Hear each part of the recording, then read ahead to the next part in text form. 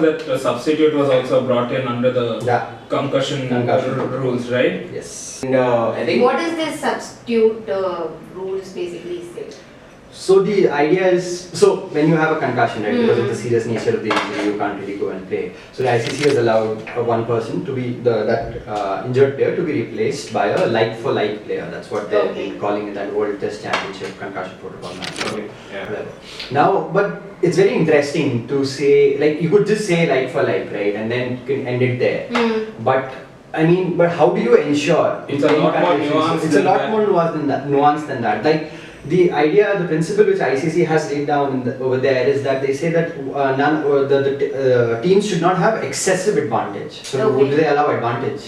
How will you qualify excessive here and there, right? And considering cricket is a game wherein pitch conditions and ground conditions play a lot in determining the outcome of a game. Yeah. Like, assuming I'm playing here in the subcontinent, right? I'm playing with two spinners because subcontinent pitches are known to favor spinners, right? But one of my fast bowlers gets injured while batting and I get a spinner. Although I'm replacing a like for like in that sense that a bowler is replacing a bowler, but in the conditions over there, right? It would be 3 spinners in a team and 3 different kinds of spinners in a test match in India would definitely give that particular team an advantage. So how does like for like play out? And does the team get to decide who the substitute is? Essentially, it's the call of the match referee. Okay, and match referee, like I said, the principle is that the match referee should ensure that the substitute who comes is like the most suitable one, and like I said, does not provide excessive. And he has the powers to like reject it. Yeah, and like match referees are essentially neutral. So that provides them with the discretionary power, right? But that's more in the time of after the injury has happened and the sub is coming in, right? Okay. But at the time of the injury, it's not a neutral party determining whether this person can go and play.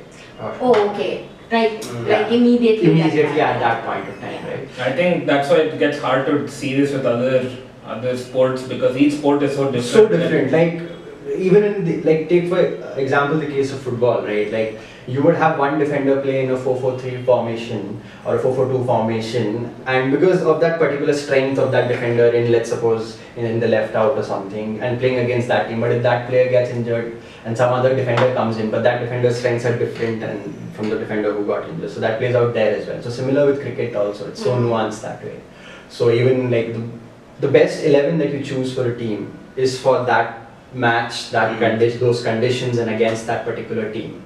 So, and in that, because it's not objective factors, I mean there is some amount of objectivity to it, but there's a lot of subjectivity to it as well, right? And ensuring like for like in that case. So, I mean, what I gather from our discussion is that there is still a lot of ambiguity with regard to how concussions are treated and how players are determined whether they're fit to play. Considering that this is just a few weeks old actually, the concussion guidelines issued by the ICC, and unfortunately Steve Smith had to be the first victim after, so to say, after the concussion rules came along. But yeah, I'm assuming as time progresses they will get better and better and more clarity will come into picture. Like with any other regulations for any sport, I think this I think we see it on our daily lives also. When we're dealing with laws, we see that that there's always amendments, evolution, everything goes on in order to make it more perfect. So I think that's the end aim. And I think I'd just like to end by saying I hope Steve Smith recovers soon and beats England. Me too.